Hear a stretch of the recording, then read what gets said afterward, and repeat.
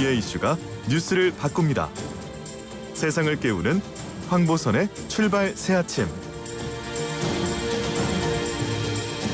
예, 자 이번 코너는 사건 그건 이렇습니다. 코너입니다. 어제요. 서울시장 비서실 직원 성폭행 혐의로 1심 실형 선고 받았던 그 전직 서울시장 비서실 직원 2심 선고가 있었습니다. 그리고 최근에 그 반려동물 이제 반려견 인구 늘면서 이로 인한 개물림 사고도 늘어나고 있고요. 자, 그건 이렇습니다. 그래서 박성배 변호사, 승재현 한국형사정책연구원 연구위원과 자세히 알아보겠습니다. 자, 승재현 의원님 안녕하십니까? 네, 안녕하십니까? 예, 박성배 변호사님 안녕하십니까? 안녕하십니까? 예, 먼저 박 변호사님 고 박원순 전 서울시장 비서실 직원 2심에서도 네. 실형 받았네요. 이게 어떤 내용인지 그렇습니다. 정리해 주십시오. 예. 예, 그 항소심 재판부가 어제 27일 준강간 치상 혐의로 재판에 넘겨진 서울시장 비서실 직원에게 1심과 마찬가지로 징역 3년 6월을 선고했습니다. 예. 이 피고인인 1심에서와 달리 항소심에서는 혐의를 인정하면서 세 차례에 걸쳐서 재판부에 반성문을 제출한 바가 있습니다. 예. 그렇지만 항소심 재판부는 피해자가 상당한 정신적, 신체적 피해를 겪었을 것으로 보이고 2차 피해도 상당하다. 같은 직장 동료 사이 성폭력 범죄가 피해자와 사회에 미치는 영향이 중대한 것을 보면 죄질이 나쁘다고 판시하면서 예. 다만 잘못을 반성하고 있는 점, 형사처벌 전력이 없는 점은 유리한 정상이라면서 1심이 양형 조건이 되는 사항들을 모두 종합해 판단했고 예. 1심의 양형이 너무 무겁다거나 가볍다고 보기 어렵다면서 그 양형 이유를 밝혔습니다. 예, 승재현 의원님 이게 그 21대 총선 전날에 벌어진 일이죠, 이게? 사건이? 네네, 맞습니다. 예. 이게 총선 전날인 4월 15일 이제 총선이 있었는데요. 예. 그 전날 이제 그 회식이 있었는데 그 회식에서 네네. 지금 이제 피해자가 이제 술이 취해 있었는데 이 가해자가 그럼 집으로 돌려줘야 되잖아요. 집으로 갈 수 있도록 만들어야 되는데 예. 이제 특정 모텔에 들어가서 이제 성폭행하고 그 다음에 이 성폭행으로 인해서 피해 여성이 한 6개월 정도의 치료를 요하는 예. 그 뒤에 상해가 발생했는데요. 사실 이게 뭐 성폭력 사건이다 보니까 저도 되게 이렇게 어디까지 어떻게 말을 해야 될지가 혹시나 2차 피해 때문에 되게 조심스러운데 네네. 그런 상황에서 이제 가해자 입장에서는 나는 성추행만 했다. 예. 성폭행은 내가 하지 않았다. 뿐만 아니라 피해 여성이 입은 외상후 스트레스 장애는 박원순 전 서울시장 때문에 발생했는 것이지 예. 내가 일으킨 것은 아니다라고 범죄 일부 사실을 부인했었어요. 예. 그럼에도 불구하고 법원은 이 피해자의 진술이 일관되고 또 이 그 외상후 스트레스 장애도 지금 있는 중간간으로부터 발생했다라고 볼 수 있다라고 해서 이제 모든 점에 대한 사실을 유죄로 인정해서 3년 6개월 실형을 구형했는 겁니다. 예, 그렇군요. 자, 박 변호사님, 네네. 1심 선고에서 그때 징역 3년 6개월 선고받았고 2심도 네네. 같은 좀 형량이네요? 네, 그렇습니다. 예. 1심에서 피고인은 성폭행 사실이 없다. 예. 그리고 피해자의 외상후 스트레스 장애도 자신의 행위로 인한 것이 아니라는 주장을 하였습니다. 예, 예. 그렇지만 1심은 공소 사실을 모두 유죄로 인정했는데 먼저 성폭행 사실과 관련해서는 이 범행 상황이나 피고인과 피해자의 기존 관계 등을 보면 예. 피해자가 경험하지 않은 사실을 꾸며냈다고 보기 어렵다고 판시합니다. 예. 최근 업무상 위력에 의한 성범죄에 관한 대법원 판례 내용을 보면 사전에 충분한 정서적 교감이 없는 이상 신체적 접촉 그 자체로 업무상 위력을 행사하였다고 판시하는 경향이 있는데 이 동료 간의 성폭행의 경우에도 사전에 충분한 정서적 교감이 없는 이상 술에 취해 한거불능 상태에 빠져 있는 피해자에게 신체적 접촉을 시도한 것 자체로 특별한 사정이 없는 한 성범죄가 성립한다는 판시를 한 것으로 보입니다. 예. 아울러서 피해자의 외상후 스트레스 장애도 피고인은 박 전 시장의 성추행으로 인해서 발생한 상황이다라고 주장하고 있지만 예. 1심 재판부는 이 피해자가 박 전 시장의 성추행으로 정신적 고통을 당한 점은 사실이지만 병원 상담 기록과 심리평가 보고서 등을 종합해보면 이 사정이 피해자의 외상후 스트레스 장애의 직접적인 원인이라고 볼 수 없다. 즉 범행 이후에 피해자가 병원에 내원해 상담한 기록이나 수사와 재판 단계에서 심리평가를 받은 보고서 내역을 볼 때 외상후 스트레스 장애는 피고인의 행위로 인한 것이다라고 판시를 한 것입니다. 예. 저 승 의원님, 이게 반성문을 근데 지금 피고인이 제출을 했는데 네네. 형량 변화가 없네요.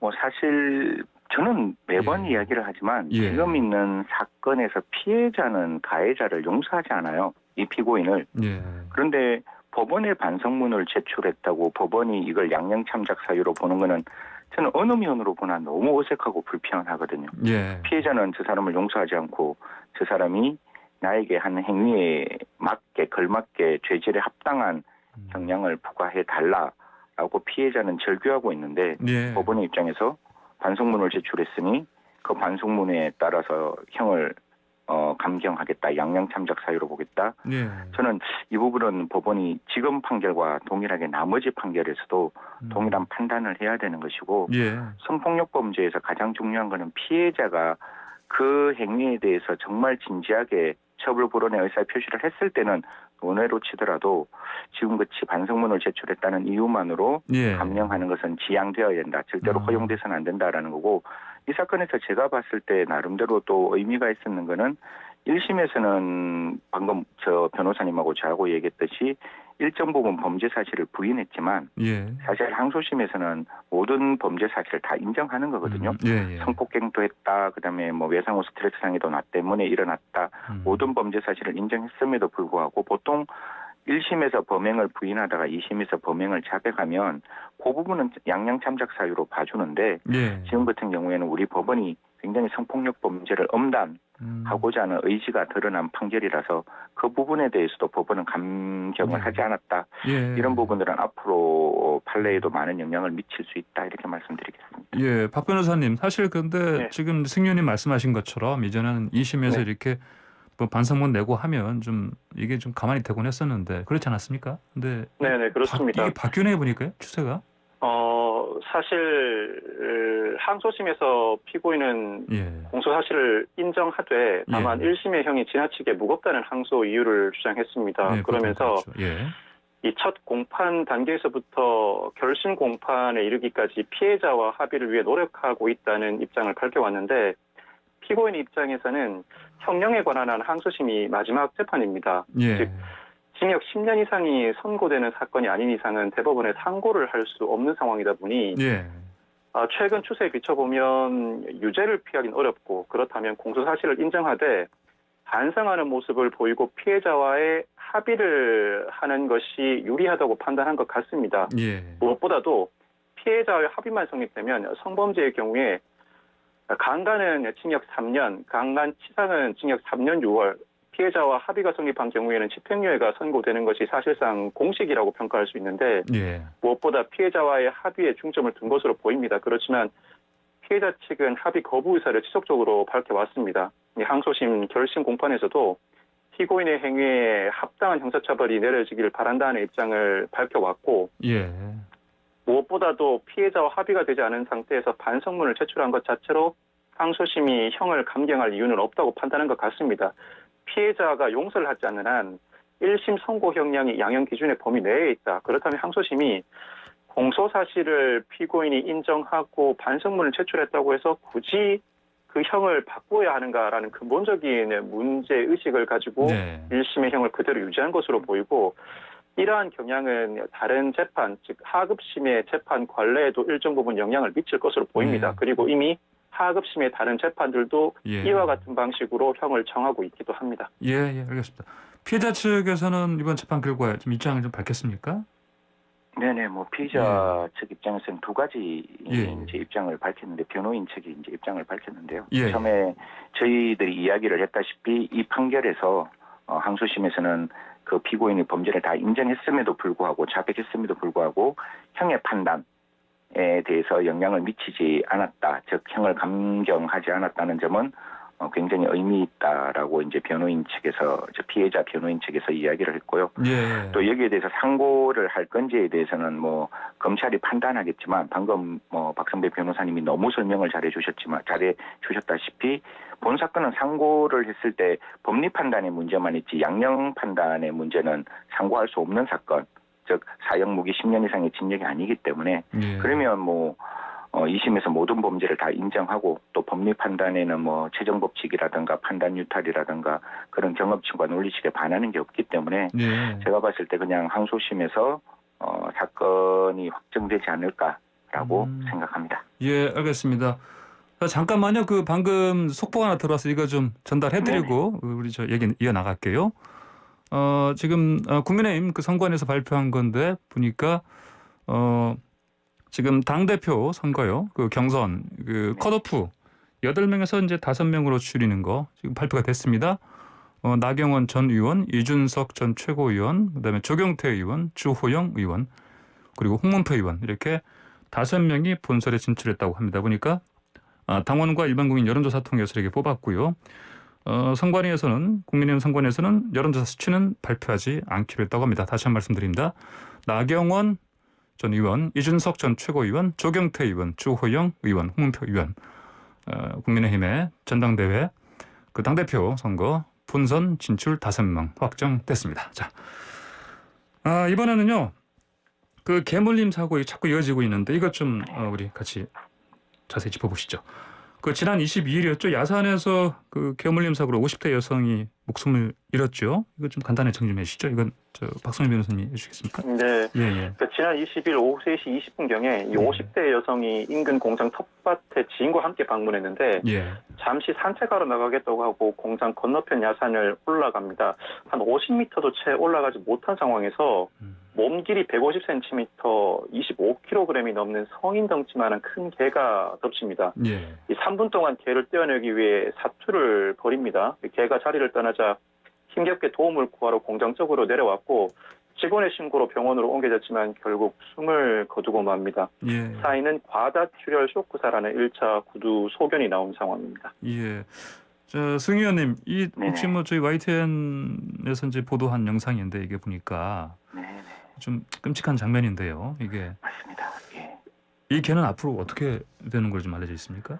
원래는 사람에게 위해를 가해서 사람의 생명을 빼앗았으면 예. 이건 당연히 안락사가 되는 게 맞다라고 네, 그렇죠. 저는 생각을 하고 있는데 예. 이제 지금 이제 갑론을박이 발생하는 것은 사실 이게 그 개에 대한 지금 이제 그 사람에게 피해를 입힌 개가 예. 결국 나중에 개선이 될 수 있는 가능성이 있는 거 아니냐. 그래서 개선을 조금 시켜야 된다. 두 번째, 내가 입양을 하겠다. 이런 어떤 많은 분들의 이제 이야기가 나오고 있습니다. 하지만 이 부분은 굉장히 조심스럽게 우리가 접근해야 되는 게 피해자가 분명히 존재를 합니다. 이 개로부터 물려서 사망한 유족들이 있고 그 유족들의 마음을 우리는 분명히 고려를 해야 되는 부분이기 때문에 물론 안락사 반대하시는 분들의 그 마음은 이해를 하지만 지금 같은 경우에는 종래에 우리가 진행해왔던 방법으로 안락사를 하는 게 맞고 다만 지금은 이 개가 결국 이 사건을 찾아줄 수 있는 하나의 열쇠가 되는 거예요. 예. 이 개가 그냥 우리가 흔히 말해서 야산에서 그냥 있었던 개인지 들개 형태의 어떤 모습이었는지 아니면 어떤 주인이 존재를 했는데 주인이 관리 감독의 실수로 이제 외부로 나왔는지 그러면 관리 감독의 실수로 외부로 나왔다면 분명히 우리 동물보호법상 처벌받을 수 있는 가능성이 열려 있기 때문에 이 개가 결국 그 주변에서 그 개는 자기 집으로 돌아갈 수 있는 회귀 본능이 있는 것이고 그리고 기존에 있는 주인을 만났을 때는 분명히 주인에 대한 친근감의 표시와 복종의 표시를 할 거기 때문에 주위에 있는 사람이 이 개가 내 개가 아니라고 부인을 해도 그 개가 하는 모습과 개의 어떤 그 회귀 본능을 생각하면 분명히 이게 그냥 방임되어 있는 개인 건지 이미 유기가 돼서 덜개 형태로 있는 개인지 아니면 주인이 있는 상태에서 일시 주인의 관리 감독 실수로 밖에 나왔는 건지는 확인되어야 하기 때문에 거기까지는 분명히 수사기관에서 개를 데리고 있고 수사 결과가 나올 때까지 유보해야 된다 안락사는 그렇게 말씀드리겠습니다. 예, 저 박 변호사님, 네네. 지금 승 의원님 말씀하신 것처럼 이제 당연히 그 안락사 반대하는 면허들이 접수는 되고는 있는데 뭐 수사 진행될 때까지는 당연히 유예할 수밖에 없는 상황이죠, 이게? 네, 그렇습니다. 예. 기본적으로 이 개의 견주를 찾게 되면 예. 견주에게는 형사 책임을 물을 여지가 상당합니다. 네네. 개물림 사고가 발생했을 때는 형법상 과실치사죄가 적용돼서 2년 이하의 금고 또는 700만 원 이하의 벌금에 처해지지만 예. 이 목줄 등 기본적인 안전조치도 취하지 않은 경우에는 동물보호법에 따라서 3년 이하의 징역 또는 3천만 원 이하의 벌금으로 과징 처벌되게 됩니다. 예. 견주가 처벌될 경우에는 형법상 범죄에 사용된 물건인 개도 법원이 몰수할 수 있게 됩니다. 예. 개는 물건으로 다뤄지기 때문에 네. 법원이 몰수한 다음 이 물건을 공매 처분하거나 폐기 처분을 하게 되는데 이 폐기 처분의 하나가 안락사가 되는 것이죠. 예. 따라서 이 수사와 재판을 앞두고 있는 상태에서 안락사는 유보해 두고 있지만 견주를 찾아 그 형사 책임을 묻게 되면 이 개에 대해서는 안락사는 불가피하지 않을까 싶은 생각이 듭니다. 예. 승 의원님, 근데 아까 말씀하신 것처럼 이제 이거 안락사 반대하는 민원들 접수되고 있다고 하는데 어떻게 하겠다는 네네. 겁니까? 의견단체들이. 뭐 애견단체 입장에서 아까 제가 예. 앞서 말씀드린 바와 같이 일단 입양을 해서 내가 이 강아지를 이 개를 키우겠다라고 예. 이야기를 하는 입장과 또 이 개가 가지고 있는 공격성을 충분히 낮출 수 있는 거 아니냐라는 예. 입장뿐만 아니라 이 개의 입장에서도 분명히 그 킬로그램 수가 일반 그 개의 크기에 비하면 굉장히 작다라는 이야기도 나와요. 지금 예. 25kg 정도 된다면 굉장히 이제 굶주려 있을 상태였기 때문에 네네. 그 개가 가지고 있는 그런 상황에서 발생했는 거라서 어떻게든지 이 개에 대해서 안락사를 반대하자는 의견이 나오기는 나오는데요. 예. 참 이게 제가 봤을 때는 피해자의 유족과 피해자가 이 개로부터 사망했다면 예. 전 박성배 변호사님 입장과 같이 그 동물 그 개에 대해서 안락사를 반대하시는 분들의 입장은 이해하지만 예. 저도 이 안락사는 불가피하다라는 예. 말씀드리고 그렇기 때문에 더더욱 중요한 것은 그 견주 반려견의 그 견주 입장이 가장 중요한 거죠. 뭐 변호사님 말씀 주셨다시피 꼭 제가 한 말씀 드리고 싶은 것은 예. 우리가 주택에서 기르는 개, 교외 장소에서 반려 목적으로 기르는 개, 이 모든 것들이 등록 대상 동물이거든요. 네네. 이 등록 대상 동물을 동반하고 외출할 때 목줄과 안전 조치를 하지 아니하고 사람을 다치게 만들거나 사람을 사망하게 되면 예. 똑같습니다. 사망하게 되면 말씀 주신 대로 3년 이하의 징역 또는 3천만 원 이하의 벌금, 다치게 만들면 2년 이하의 징역 또는 2천만 원 이하의 벌금에 해당하는 것이고 지금은 이 개가 맹견은 아니에요. 맹견을 우리가 한 5가지 정도로 보는데 예. 흔히 말해서 도사견, 예. 그다음에 뭐 펫불 테리어 종류의 그 3종 예. 그리고 로트와일러 이 빼고는 사실 맹견이 아니기 때문에 여기에는 해당되지 않지만 맹견을 기르는 사람이 맹견을 유기할 때 혹시 네. 바깥으로 내어보낼 때에도 네네. 분명히 2년 이하의 징역 또는 2천만 원 이하의 벌금에 해당되니까요. 견주분들은 이런 부분을 반드시 꼼꼼하게 체크하셔가지고 그 자기가 기르는 반려견 그리고 자기가 집에서 키우는 맹견이 다른 사람에게 피해를 입히지 않도록 예. 매우 꼼꼼하게 주의를 기울여야 한다는 말씀드리겠습니다. 알겠습니다. 아까 승 의원님께서 이제 말씀하시면서 강아지라고 말씀하셨는데 이게 보니까 강아지가 네, 아니고 이제 이렇게 큰 개죠, 이게 큰 개. 예. 맹견은 대형견. 아니지만 예. 네네. 알겠습니다. 자, 오늘 저 두 분 말씀 여기까지 듣고 마무리해야 되겠습니다. 두 분 말씀 잘 들었습니다. 고맙습니다. 네, 고맙습니다. 감사합니다. 네, 지금까지 박성배 변호사, 승재현 한국형사정책연구원 연구위원이었습니다.